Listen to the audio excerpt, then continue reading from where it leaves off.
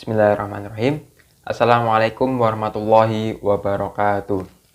Alhamdulillahirabbil alamin.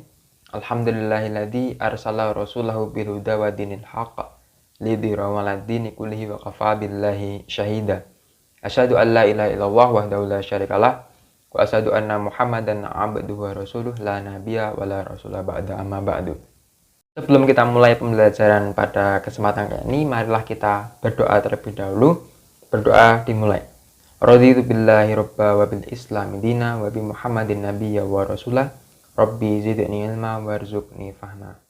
Baik, pada kesempatan video kali ini saya akan menjelaskan sedikit materi video tentang video pengajaran tugas ilmu pendidikan mengenai ilmu hadis.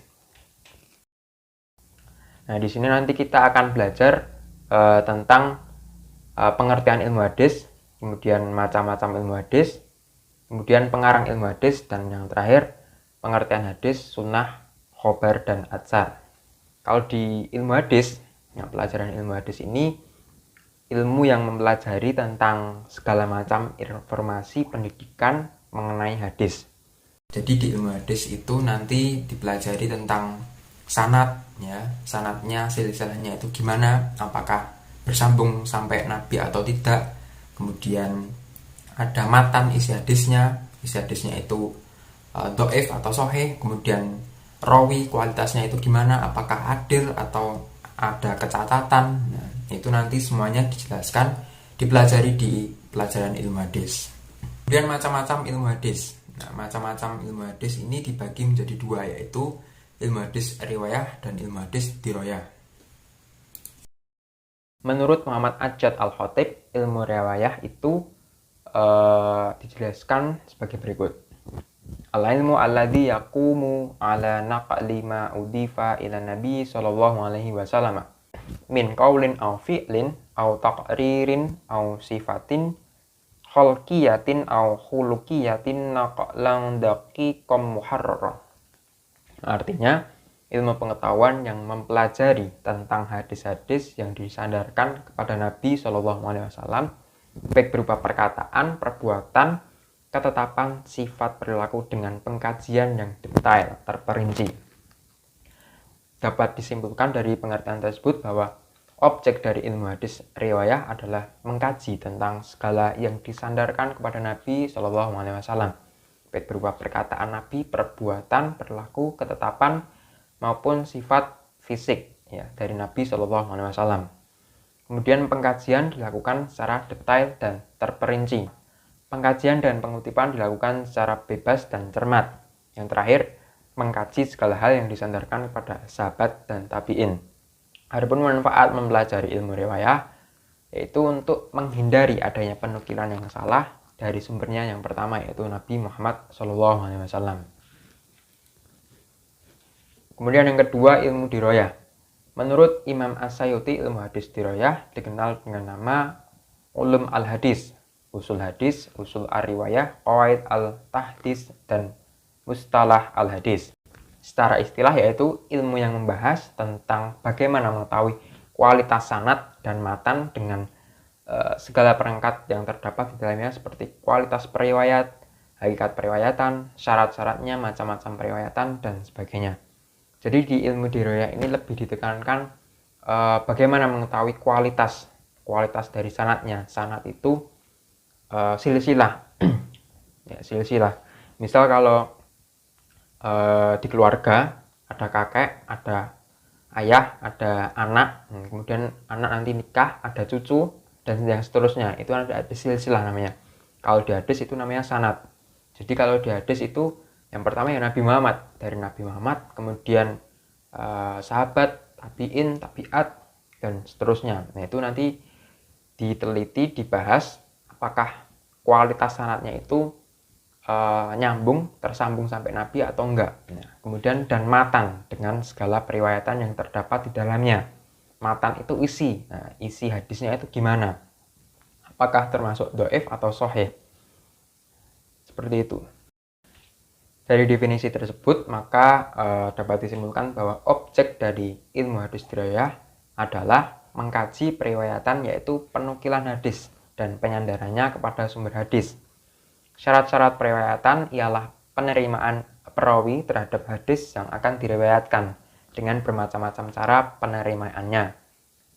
Macam-macam periwayatannya yaitu apakah sanadnya mustasil atau intiqo. Kemudian hukum-hukum periwayatannya ialah pembicaraan sekitar apakah makbul diterima atau mardud ditolak. Keadaan perawi yaitu membicarakan tentang keadilan. Apakah perawinya ini adil, terdapat kecacatan atau tidak. Kemudian syarat-syarat mereka dalam menerima dan meriwayatkan hadis. Yang terakhir, macam-macam periwayatan yang meliputi hadis-hadis yang dapat dihimpun pada kitab-kitab tasnid, dan kitab mu'jam, yang artinya hadis atau atsar. Selanjutnya, pengarang ilmu hadis. Hadis ini dibagi menjadi dua, pengarang ilmu hadis riwayah dan pengarang ilmu hadis diroyah. Yang pertama, pengarang ilmu hadis riwayah. Ulama yang dianggap sebagai peletak dasar ilmu hadis riwayah adalah Muhammad ibnu Syihab al-Zuhri. Beliau termasuk salah seorang imam dan ulama Hijaz dan Syam. Beliau menerima riwayat dari Abdullah ibnu Umar ibnu al-Khattab, Abdullah ibnu Ja'far, Rubai'ah ibnu Ubad, Al-Munawar, Abdullah al-Rahman ibnu Azhar, dan masih banyak lagi. Yang memiliki hadis mencapai 2000 hadis, itu pendapat dari Imam Bukhari dari Ibnu al-Madini. Umar ibnu Abdullah al-Tamimi menyatakan beliau meninggal pada tahun 110 Hijriah, sementara Al-Husaim ibnu Adi Abu Musa ibnu Bakir berkata beliau meninggal pada tahun 117 Hijriah. Kemudian pengarang ilmu diroyah. Adapun ulama yang dianggap sebagai pendiri ilmu hadis diroyah adalah Qadhi Abu Muhammad al-Ramahurmuzi yang wafat pada tahun 360 Hijriah. Merupakan ulama yang pertama kali yang berhasil menyusun ilmu hadis dalam suatu disiplin ilmu secara lengkap dengan kitab yang cukup familiar yang bernama Al-Muhaddis Al-Fasil Baina Al-Rawi wa Al-Wa'i. Kemudian bermunculan kitab-kitab mutasal al-hadis baik dalam bentuk nazam seperti kitab Alfiyah As-Suyuti maupun dalam bentuk nasar dan syarah-syarahnya misal nazam Alfiyah karya As-Suyuti. Pengertian hadis, sunnah, khobar, dan atsar. Yang pertama, pengertian hadis. Secara terminologis, hadis adalah perkataan, perbuatan, dan penetapan yang disandarkan pada Rasulullah SAW setelah kenabian.